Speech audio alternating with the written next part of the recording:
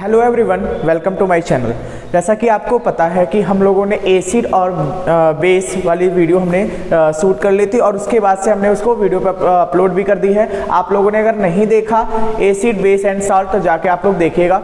बहुत important video है क्योंकि एग्ज़ाम आपका बहुत पास आता जा रहा है और आपको अगर आज मैंने मेटल एंड नॉन मेटल पढ़ा दिया तो आपको एनसीईआरटी बुक पढ़ने की कोई ज़रूरत नहीं है। पूरा एनसीईआरटी का पूरा जो कंक्लूजन है, पूरा जितना भी लाइन बाय लाइन वो सारी चीजें इस पे कवर हुई हैं। तो चलिए हम लोग पढ़ते हैं। हमारा चैप्टर है मेटल एंड नॉन मेटल। क्या होता है आप लोग एक बार देखिए, मेटल और नॉन मेटल। जब आप पेरियोडिक टेबल में जाकर देखेंगे तो आपको कुछ कलर्स दिखाई देंगे, है ना।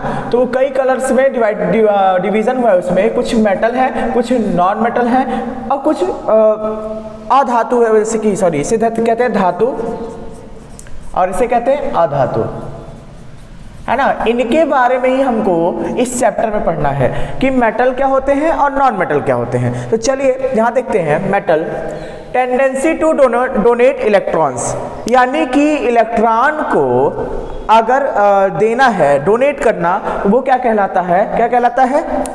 मेटल। सिंपल सी बात है। नॉन मेटल क्या कहलाएगा? Non metals are the element which from negative ions by accepting electron.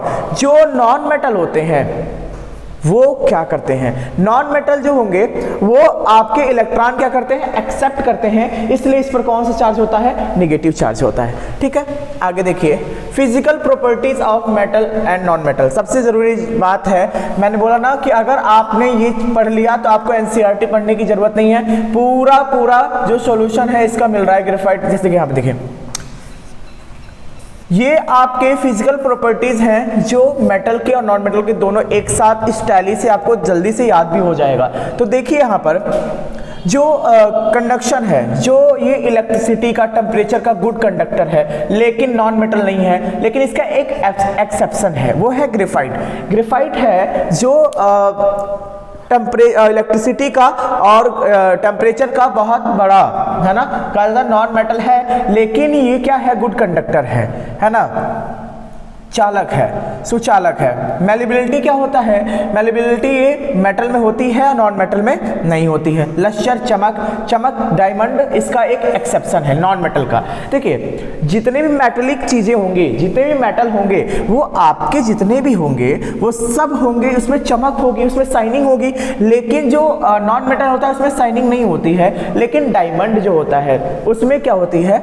लश्यर होता है। ठीक है। डेंसिटी आपको पता है ना, सबसे ज्यादा किसमें होगी? मेटल में होगी और नॉन मेटल में नहीं होगी। हार्डनेस किस में होगी? मेटल में होगी, क्योंकि वो सॉलिड में पाया जाता है ना, और नॉन मेटल में नहीं होगी। अब देखिए, मेल्टिंग एंड बॉइलिंग पॉइंट आपको यहां समझना है। जो मेटल का बॉइलिंग पॉइंट और मेल्टिंग पॉइंट बहुत हाई होता है ना। हाई होने के कारण इसमें आप देखिए कोई ना कोई एक एक्सेप्शन जरूर रहता है जब कोई टॉपिक इंपॉर्टेंट होता है। तो उसमें एक है Ga, गैलियम। गैलियम का जो बॉइलिंग और मेल्टिंग पॉइंट है बहुत लो होता है, ये ध्यान रखिएगा, सिर्फ गैलियम का। ठीक, इसका तो होता ही नहीं है। डक्टिलिटी का मतलब होता है तन्यता का गुण, यानी कि जितना ज्यादा हो सके खींच के पतला तार बनाया जा सके, उसे कहते हैं तन्यता का गुण, खिंचाव, है ना। वो मेटल में होता है, नॉन मेटल में नहीं होता। फिजिकल स्टेट क्या है? सॉलिड में पाया जाता है कौन? मेटल। और सॉलिड, लिक्विड, गैस तीनों में पाया जाता है नॉन मेटल। अब आपको पता होना चाहिए कि एक सोडियम और पोटेशियम, अभी हम लोग रिएक्टिविटी सीरीज पढ़ेंगे, उसमें हम लोग देखेंगे कि जो रिएक्टिविटी सीरीज है उसमें Na और K बहुत ज़्यादा रिएक्टेंट हैं, लेकिन ये सॉलिड में तो हैं, लेकिन Na और K ऐसे हैं जो कि आपके बहुत आसानी से काटे जा सकते हैं, यानी बहुत ही ज़्यादा सॉफ्ट हैं, है ना। और इसमें लिक्विड स्टेट में पाए जाने वाला कोई धातु का नाम बताइए? Hg, है ना, पारा। ठीक है, याद रखिएगा। अब chemical properties of metal and non metal, हम लोग इसको वन शॉट में इसलिए पढ़ रहे हैं ताकि आप जब रिवीजन करें तो आपको एक एक लाइन उस चैप्टर का कवर हो जाए। और मेरे हिसाब से ये पूरे केमिस्ट्री का सबसे इजीएस्ट चैप्टर में से है। इसमें आपको बस समझना है, थोड़ा थोड़ा आपको रिएक्शन पे ध्यान देना, बस आप देखते जाइए, सब क्लियर होगा। Valence electron oxide types of ions. जो वैलेंस इलेक्ट्रॉन्स हैं इसमें अब आपने यहाँ पर देखिए, मैंने पहले एग्जाम्पल बताया था कि मेटल जो होते हैं वो क्या होते हैं, प्लस चार्ज होते हैं। अब मेटल के लास्ट ऑर्बिट में 1 या 2 या 3 इलेक्ट्रॉन्स होंगे तो वो किसी को देगा ही, ले नहीं सकता। कोई से 6, 7 या 5 नहीं देगा तो वो क्या करेगा, वो किसी को देगा, इसलिए इसमें प्लस चार्ज। और इसके लास्ट ऑर्बिट में नॉन मेटल जितने भी होते हैं मैक्सिमम उसमें 5, 6, 7 ही होते हैं लास्ट ऑर्बिट में, तो लास्ट ऑर्बिट में लेने से वो क्या ले लेते हैं, किससे, मेटल से, ठीक है। इसलिए इस पे नेगेटिव चार्ज, समझ में आपको बात आ गई। ये इसकी क्या है, केमिकल प्रॉपर्टीज है। ऑक्साइड टाइप, ये जो ऑक्साइड टाइप है जो ऑक्सीजन के साथ अभिक्रिया करके ये बेसिक फॉर्म में रहते हैं, यानी कि क्षारीय बना लेते हैं। और जो ये एसिडिक फॉर्म में हो जाते हैं, कौन, एसिडिक फॉर्म में हो जाएंगे, कौन, मेटल, नॉन मेटल। और जो मेटल होंगे वो बेसिक फॉर्म में होंगे, ठीक। टाइप ऑफ आयंस, ये कैटायंस बनाते हैं, ये एनायंस बनाते हैं। कैटायंस का मतलब होता है पॉजिटिव चार्ज जो इलेक्ट्रॉन डोनेट करे, एनायंस का मतलब होता है नेगेटिव जो इलेक्ट्रॉन को एक्सेप्ट करे या गेन करे। समझ में आया आपको बात। ये है आपके मेटल और नॉन मेटल की बेसिक इंफॉर्मेशन कि क्या है मेटल और क्या है नॉन मेटल। अब हम लोग थोड़ा सा आगे बढ़ते हैं, है ना। आपकी तैयारी पूरी होनी चाहिए, इसके लिए पूरी मेहनत की जा रही है कि आप लोग अपने बोर्ड के एग्जाम को ये देखें कि ये मेरा पहला बोर्ड है तो ये सबसे अच्छा एग्जाम होने वाला है, इस नज़रिए से पढ़ाई करिए।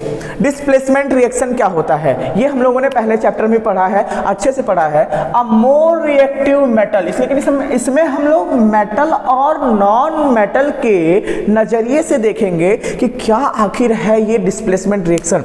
देखिए, a more reactive metal displaces a less reactive metal from its salt solution।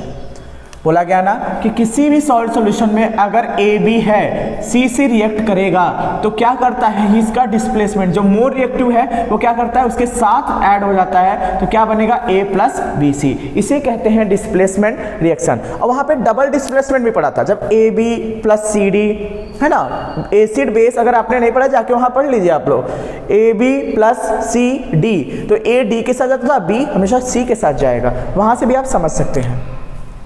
Reaction of metal with water, है ना, मेटल। अब देखिए जितने भी हमारे धातु हैं उनका हम लोग रिएक्शन देखते हैं एक बार कि धातु के साथ अगर जल अभिक्रिया करे तो क्या बनाएगा। तो देखिए ये मेटल है, कोई भी मेटल है, जब वाटर के साथ रिएक्ट करेगा तो मेटल ऑक्साइड प्लस हाइड्रोजन बनता है।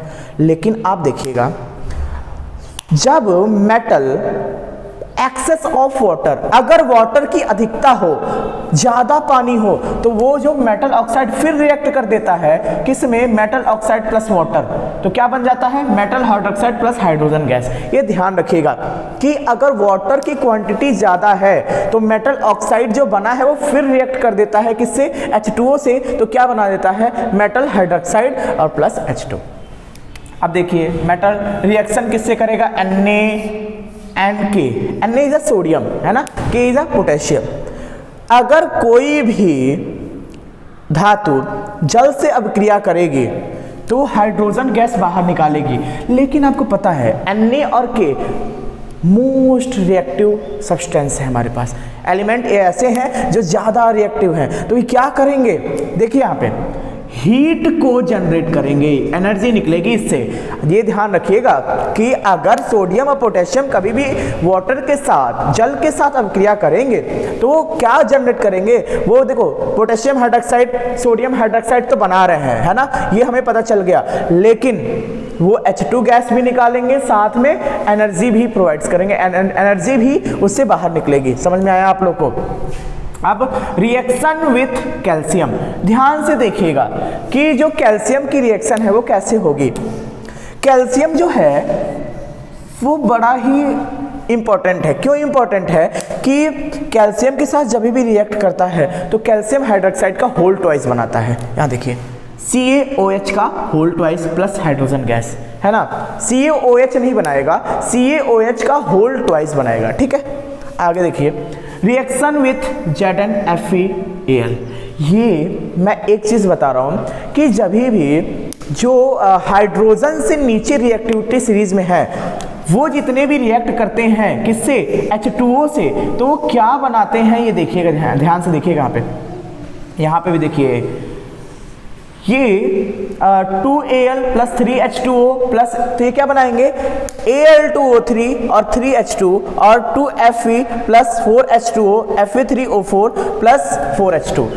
ये देखिए जो ये Zn है, Fe है, एल्युमिनियम है, ये हमेशा वाटर के स्टीम से रिएक्ट करेंगे, ये कोल्ड वाटर से रिएक्ट नहीं करते, ये वाटर कोल्ड वाटर से रिएक्ट नहीं करते, ये क्या है सब स्टीम से रिएक्ट करते हैं। आपसे पूछा जा सकता है कि जिंक, आयरन, एल्युमिनियम वाटर से रिएक्ट, कोल्ड वाटर से रिएक्ट करते हैं या नहीं, नहीं करेंगे, कोल्ड वाटर से रिएक्ट नहीं करेंगे, रिएक्ट किससे करेंगे, स्टीम से। समझ में आया? तो चलिए अब हम लोग आगे चलते हैं। हाँ ठीक है, तो अब हम लोग रिएक्टिविटी सीरीज को एक बार देख लेते हैं कि कौन कौन से रिएक्टिविटी सीरीज में हमारा मेन रोल है। ठीक है, यहाँ देखिए ये है हमारा रिएक्टिविटी सीरीज। मैं एक बार हट जा रहा हूँ, आप लोग ध्यान से इसको देख लीजिए कि पोटेशियम, उसके बाद sodium, magnesium, aluminium, zinc, ferrium, plumbium, hydrogen, copper Hg यानी कि पारा, mercury, Ag is a silver, Au is a gold. ये है रिएक्टिविटी सीरीज। अब बताया गया है कि जो भी हमारे मेटल्स हैं वो कैसे रिएक्ट करेंगे जब मेटल नॉन मेटल के साथ रिएक्ट करता है ना। देखो वो हम लोग अभी देखेंगे कि मेटल भी नॉन मेटल के साथ रिएक्ट करता है क्या, लेकिन अभी हम लोग नॉन मेटल और मेटल को देख लेते हैं किसके साथ, ऑक्सीजन के साथ रिएक्ट करते हुए। तो देखिए जब कॉपर के साथ ऑक्सीजन रिएक्ट करेगा तो क्या बनाएगा, कॉपर ऑक्साइड। ठीक है, अब देखिए यहाँ पर एल्युमिनियम के साथ जब ऑक्सीजन रिएक्ट करेगा तो ये बनाएगा सॉल्ट। ये ध्यान रखिएगा कि जब भी एल्युमिनियम ऑक्सीजन के साथ रिएक्ट करेगा तो वो सॉल्ट बनाता है, इस चीज को आपको ध्यान देना है। जैसे जिंक है, एल्युमिनियम है, ये क्या है, एम्फोटेरिक ऑक्साइड है। एम्फोटेरिक ऑक्साइड का मतलब क्या होता है, इस चीज को ध्यान से देखिए। ऐसे ऑक्साइड जो बेसिक और एसिडिक दोनों फॉर्म में रिएक्ट करते हैं, यानी कि ऐसे रिएक्टेंट जैसे कि जिंक है, एग्जाम्पल लेते हैं, हमारा क्या बन के तैयार होता है, सॉल्ट 2Al2O3।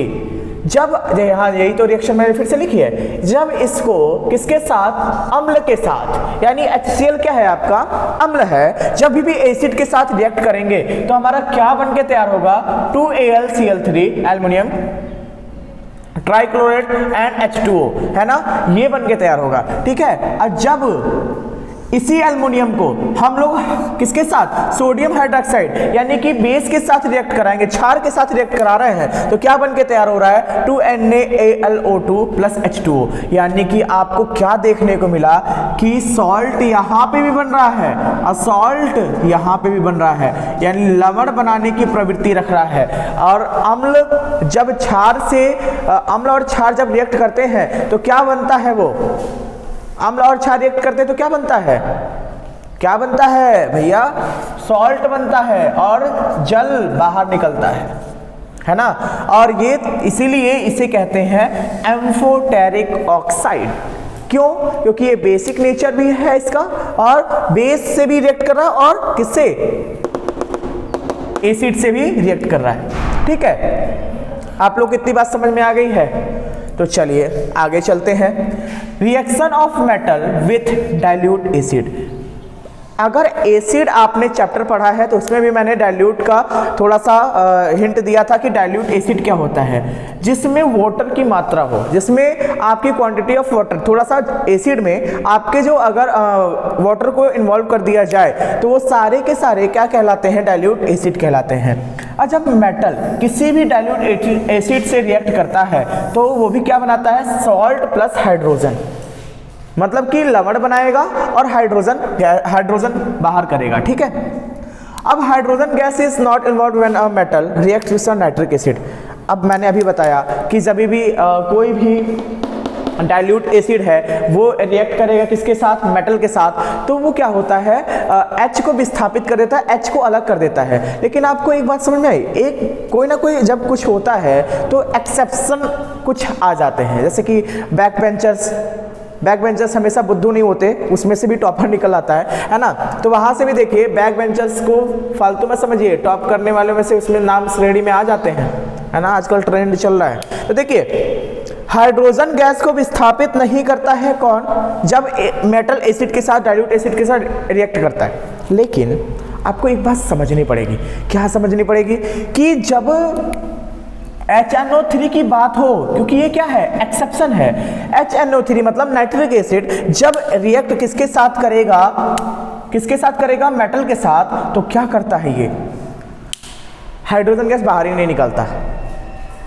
अब आप क्या कहेंगे, क्यों, अब एक एक्सेप्शन है, उसको आप क्या कर लेंगे, तैयार कर लेंगे, ठीक है। अब क्या करेंगे, यहां देखिए, क्यों, इट बिकॉज HNO क्या है, HNO3 जो है वो क्या नाइट्रिक एसिड है, वो स्ट्रॉन्ग ऑक्सीडाइजिंग एजेंट है, यानी कि उसे हम कह सकते हैं क्या, प्रबल ऑक्सीकारक है ना। ऑक्सीडाइजिंग एजेंट का मतलब होता है प्रबल ऑक्सीकारक है, ठीक है।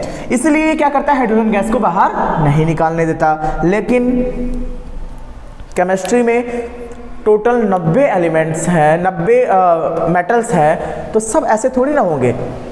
अब उसमें दो आपके सबसे खतरनाक आए, इनके भी प्रभाव को कम करने, कौन, मैग्नीशियम और मैग्नीज। दो ऐसे रिएक्टेंट आए जो क्या करे, डाइल्यूट एसिड HNO3 के साथ रिएक्ट कराए और क्या, हाइड्रोजन गैस बाहर निकल गया। अब उसको क्या हुआ, बुरा लगा, क्यों, अब बोला था ना कि कोई भी ऐसा नहीं है जिसका अस्तित्व खत्म नहीं हो सकता, सबका अस्तित्व एक ना एक दिन खत्म होगा, है ना। लेकिन नाम तो रह गया ना इसका, HNO3 नाम तो है, नाम तो हम जान रहे, पढ़ रहे हैं, ठीक है, सबको जाना है। तो HNO3 यहाँ चला गया, क्यों, उसके हाइड्रोजन गैस क्या हो गई, बाहर निकल गई। किसकी वजह से, जब मैग्नीशियम और मैग्नीज रिएक्ट करते हैं HNO3 से, तो हमेशा हाइड्रोजन गैस ही बाहर निकलेगी, ये ध्यान रखिएगा, पेपर में पूछा जा चुका है, ठीक है। Metal above hydrogen in the activity series can displace hydrogen from dilute acid. जो बोला गया है कि हाइड्रोजन जो गैस है उसके ऊपर जितने भी एलिमेंट हैं वो क्या करते हैं, can hydrogen from dilute acid, वो क्या करते हैं, डाइल्यूट एसिड से हाइड्रोजन को क्या करते हैं, विस्थापित करते हैं। समझ में आया, कोई दिक्कत है, एक बार इसको नोट डाउन कर लीजिए, स्क्रीनशॉट ले लीजिए, है ना। पूरा NCERT कवर हो रहा है आज, पूरा NCERT, आप लोग टेंशन मत लीजिए आगे, ठीक है। अब देखिए reaction of metal and non metal, जब भी कोई भी मेटल और नॉन मेटल रिएक्ट करते हैं, ठीक है, तो क्या होता है, मेटल जब नॉन मेटल से रिएक्ट होगा तो कोई ना कोई आयनिक कंपाउंड्स बनेंगे। और जब भी मेटल और नॉन मेटल की बात करूँ ना, तो आप लोग छोटा सा कंपाउंड जो पढ़ते आ रहे हो क्लास 9 से, वो NaCl को आप लोग प्लीज ध्यान रखिए। आपके दिमाग में जब भी मैं नॉन मेटल और मेटल के कंपाउंड्स की बात कर रहा हूँ, तो आपके माइंड में बस क्या आना चाहिए, NaCl आना चाहिए, ठीक है।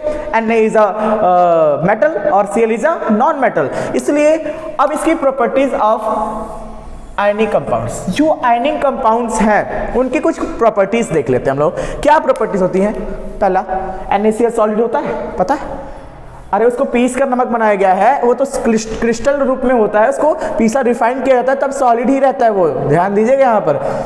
High melting and high boiling point, इसका जो मेल्टिंग पॉइंट है वो भी हाई होगा और हाई बॉइलिंग पॉइंट भी होगा, ठीक है।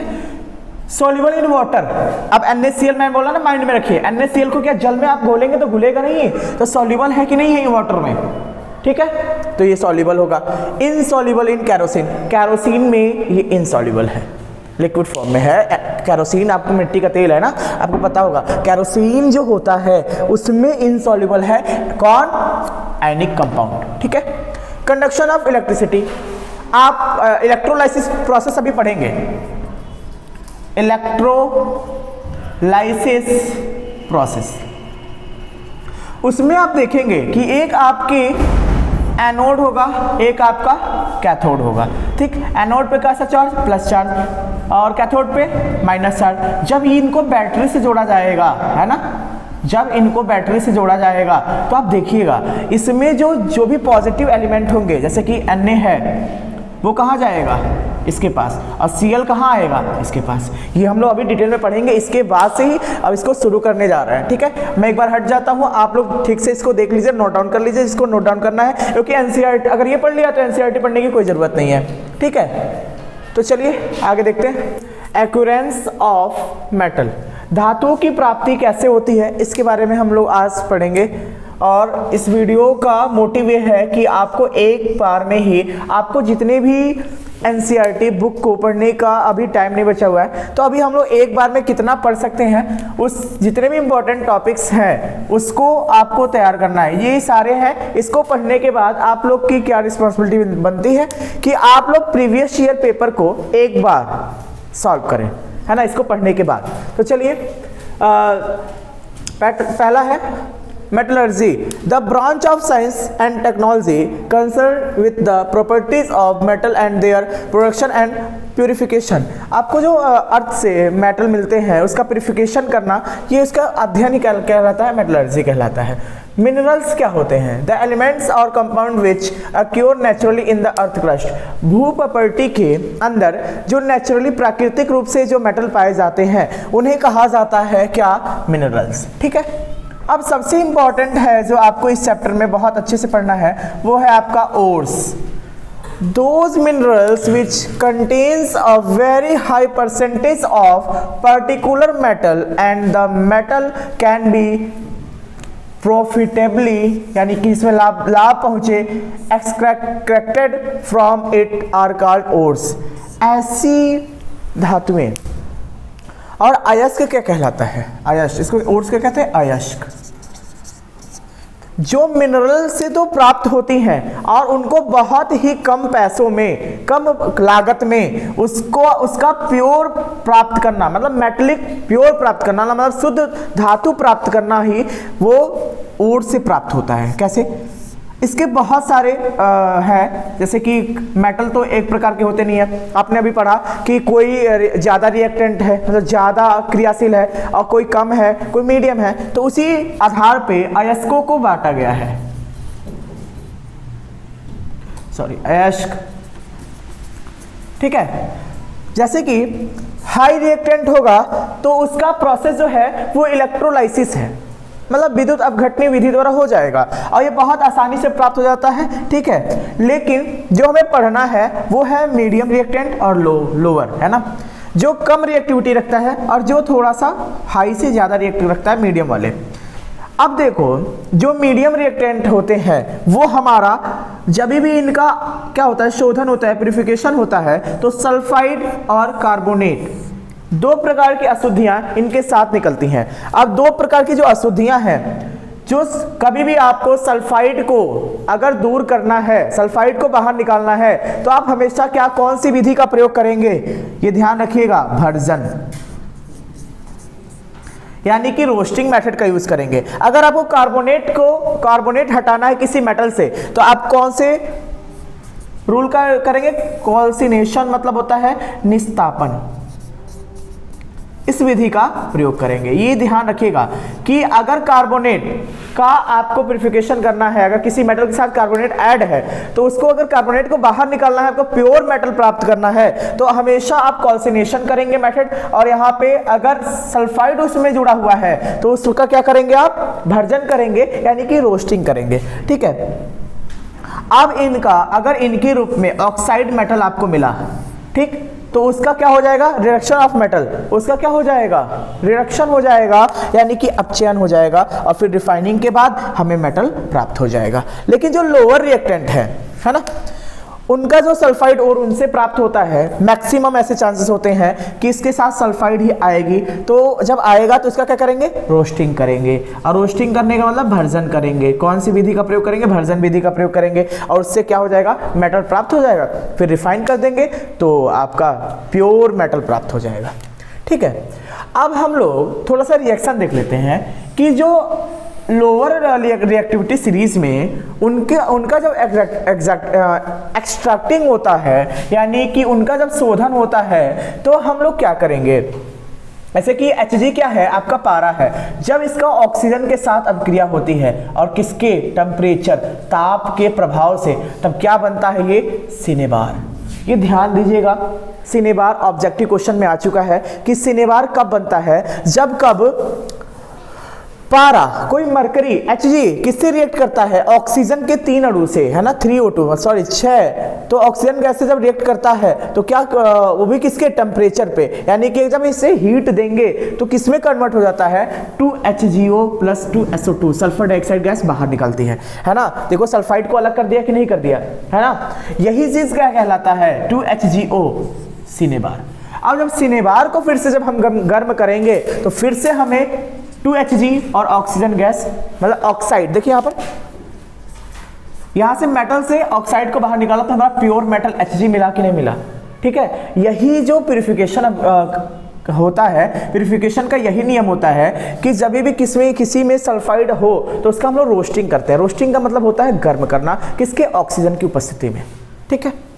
अब देखिए कॉपर का जो बहुत बार पेपर में पूछा गया है कि कॉपर का कैसे शोधन होगा, कॉपर कैसे शुद्ध रूप में प्राप्त होगा, तो सबसे पहले आप देखिए यहाँ पे कॉपर के साथ कौन है, S है, मतलब सल्फाइड है। जब ऑक्सीजन की उपस्थिति में, है ना, इसको क्या करेंगे, इलेक्ट्रोलाइसिस, क्योंकि कॉपर देखो है ना यहाँ पे कॉपर, अगर इसको रिएक्ट करेंगे तो क्या बनेगा, 2Cu2O + सल्फर डाइऑक्साइड गैस बाहर निकलती हुई आपको दिखाई देगी, ठीक है। अब कॉपर, ये ध्यान रखिएगा, कॉपर सल्फेट का अगर रिएक्शन कॉपर सल्फेट के साथ किया जाए तो हमें शुद्ध कॉपर मिलता है, ध्यान दीजिएगा। Cu2S + Cu2S का जब रिएक्ट होगा किसके साथ, टेम्परेचर की उपस्थिति में, यानी ताप की उपस्थिति में, तो हमारा शुद्ध कॉपर प्राप्त होता है और सल्फर डाइऑक्साइड गैस बाहर निकल जाती है। अब थोड़ा सा हम लोग पढ़ेंगे इलेक्ट्रोलाइसिस प्रोसेस क्या है। यहाँ देखिए कोई भी एनोड जो होता है, एनोड की जो रॉड होती है वो निगेटिव होती है, ठीक है, जो कैथोड होता है वो पॉजिटिव होता है, ठीक है।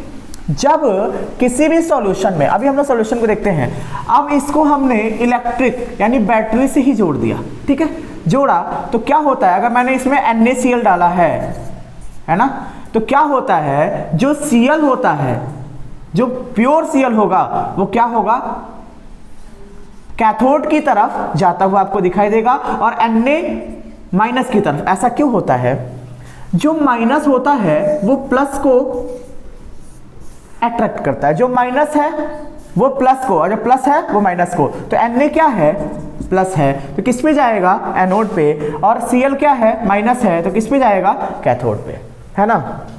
ये इसका नियम होता है। लेकिन एक चीज ध्यान दीजिएगा, ये आपसे अगर पूछा भी गया है तो ठीक है, लेकिन एक चीज मैं बताता हूं आपको, ध्यान से देखिएगा। अगर इसका जो आपने देखा ना यहाँ पे हमें Cu2S है, कॉपर सल्फाइड है, अगर हमने यहाँ पे कॉपर सल्फेट का एक विलयन ले लिया, है ना, इसमें मैंने कॉपर सल्फेट का एक जलीय विलयन ले लिया, उसके बाद से मैं क्या कर रहा हूं, अब ये प्योर कॉपर है, क्या है, प्योर कॉपर, और ये क्या है, इम्प्योर कॉपर, मतलब कि ये जो रॉड हमने ली है इस पर जो है वो अशुद्ध कॉपर है और इस पे शुद्ध कॉपर को हमने इकट्ठा किया है, रखा हुआ है, हमें प्राप्त हुआ है, वही हमने रख लिया, ठीक है। जब CuSO4 के जलीय विलयन में होगा तो जितने, अब देखो यहाँ पे हमने बताया ना, जो एनोड क्या है, अशुद्ध है, जितनी अशुद्धियां होंगी जब इस पे इलेक्ट्रिक प्रवाहित करेंगे, इस पे जब चार्ज देंगे इसको, तो क्या होगा, जितनी भी अशुद्धियां होंगी ये सब यहां जमा होने लगेंगी और उसे ही कहते हैं हम लोग एनोड मड, एनोड मड, ठीक। और जो शुद्ध कॉपर जो मिलता जाएगा वो किस पे जाएगा, प्योर कॉपर की तरफ क्या होगा, थिक होता जाएगा, इस पे लेयर बनती जाएगी, लेयर बनती जाएगी, लेयर बनती जाएगी। यानी कि हमने क्या देखा कि जो हमने देखा कि एनोड पे अशुद्धियां और कैथोड पे शुद्ध प्राप्त होता है, यानी मेटल प्राप्त होता है। यानी आप हमेशा कहेंगे कि कैथोड क्या है, मेटल को ऑब्टेन करने वाला रॉड है ना। ये बात आपको समझ में आई, किस विलयन में CuSO4, आप ध्यान रखिएगा। और ये जो प्रोसेस कहलाता है इलेक्ट्रोलाइसिस प्रोसेस कहलाता है, ठीक है, आपको इतनी बात समझ में आ गई। अब हम लोग लास्ट टॉपिक जो इस चैप्टर का बचा हुआ है वो पढ़ने जा रहे हैं अभी ना, को आयरन वाला है ना, अभी इसको मिटाते हैं। तो इस चैप्टर का लास्ट टॉपिक जो है वो आपका क्या है, रस्टिंग ऑफ आयरन, कि आयरन का जो लोहा है उस पर जंग कैसे लग जाता है, उसके बारे में पूरा हम लोग आज पूरा प्रैक्टिकली देखेंगे कि जंग लगेगा तो उसमें कौन इन्वॉल्व होगा, ये पूरा हम लोग रिएक्शन करेंगे और देखेंगे भी। देखो कैसे। रस्टिंग ऑफ आयरन का मतलब होता है कि लोहे पर जंग लगना। तो यहाँ देखिए हमने 3 उदाहरण लिए, आपके बुक में भी बने होंगे है ना। एक बार इसको ध्यान से देखते हैं, मैं समझाता हूँ कैसे बने। ऊपर से आपका क्या है, एयर है यानी कि वायु है, नीचे आपका क्या है, वाटर है यानी कि जल है ना। अब एक हमने बीकर लिया, कोई भी परख नली ले ली, मान लीजिए ट्यूब ले लिया, उसमें हमने पहले क्या भरा, पानी भरा, जो कील को आधे हिस्से तक हमने भरा, ऊपर से एयर हमने ऊपर उसको खुला छोड़ दिया, ठीक है। एक हमने फिर से ट्यूब लिया, फिर उसमें पानी तो हमने भरा, पानी भी भरा पूरा है ना, पानी है ये पूरा, ठीक है, डूबा हुआ है कील उसमें। अब वो कील जो है उसके लेयरिंग के लिए हमने ऊपर से ऑयल डाल दिया, यानी कि पानी की सतह पर हमने क्या डाला, ऑयल को डाल दिया, ठीक है। अब तीसरा केस, थर्ड केस में हमने क्या किया, CaCl कैल्शियम क्लोराइड के छोटे छोटे कण। कैल्शियम क्लोराइड की एक विशेषता मैं आपको बता दूं, कैल्शियम क्लोराइड क्या करता है, जो जितनी भी नमी है उसको एब्जॉर्ब करने की क्षमता रखता है। कौन, कैल्शियम क्लोराइड, है ना। तो ध्यान से देखिए यहाँ पर कि जब इसको एयर के कांटेक्ट में हमने रखा, इसको भी हमने एयर के कांटेक्ट में रखा, लेकिन देखिए यहाँ पर ये जो आपकी कील थी ये रेडिश होने लगी, इसका कलर रेड होने लगा, इसके ऊपर ब्राउनिश कलर मतलब जंग लगने लगा। ऐसा क्यों हुआ, तो आप ध्यान से देखिए कि आयरन में ऑक्सीजन की उपस्थिति में जब जल से अभिक्रिया होगी तो आयरन कैसा हो जाएगा, नष्ट हो जाएगा, यानी उस पर जंग लग जाएगी। समझ में आपको बात आई। ऑयलिंग सरफेस की वजह से एयर उसके क्या पास नहीं कर पाए, किससे, H2O से रिएक्ट नहीं कर पाए, क्योंकि ऑयल सरफेस रहता है तो एयर अंदर नहीं जाती है, आपको समझना चाहिए इस चीज को। फिर CaCl जो है वो क्या किया, नमी को एब्जॉर्ब कर दिया, एयर तो था, यानी कि वाटर भी नहीं रहा, तो वाटर नहीं रहा तो इसमें क्या हुआ, जंग नहीं लगा। यानी दोनों कंडीशन में हमारे जो भी कील थी उस पर क्या हुआ, लोहे की जो कील थी उस पर जंग नहीं लगा, यानी उसकी रस्टिंग नहीं हुई।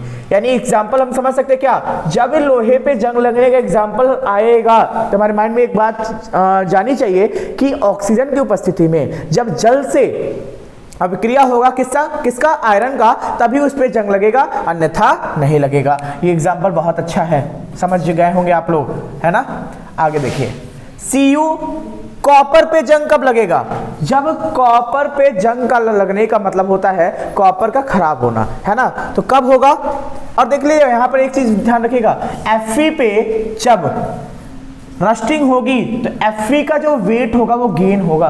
ये क्वेश्चन पूछा जा चुका है कि जब लोहे पर जंग लगेगी उस टाइम पे उस पे लोहे का जो भार है वो बढ़ेगा कि घटेगा, बढ़ेगा। क्यों, Fe का कोई वजन है, कोई वेट होगा, ऑक्सीजन का भी वेट होता है, मॉलिक्यूल वेट होता है, H2O का भी वेट होगा। जब तीनों वेट मिक्स होंगे तो आयरन लेयरिंग करेगा, जब लेयरिंग करने के बाद अब जंग छुड़ाएंगे तो उसका क्या हो जाएगा, वेट लॉस होगा। लेकिन जैसे ही उसमें जंग लगी होगी तो उसका वेट क्या होगा, गेन होगा।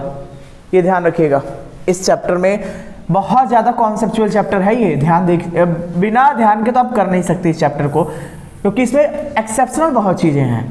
अब देखिए, कॉपर जब कार्बन डाइऑक्साइड के साथ जल की उपस्थिति में अभिक्रिया करता है, कार्बन डाइऑक्साइड प्राकृतिक है ना, तो वो ब्लूइश ग्रीन कलर का उसका कलर हो जाता है कॉपर का, तब हम लोग कहते हैं कि कॉपर की भी रस्टिंग हुई है, ठीक है।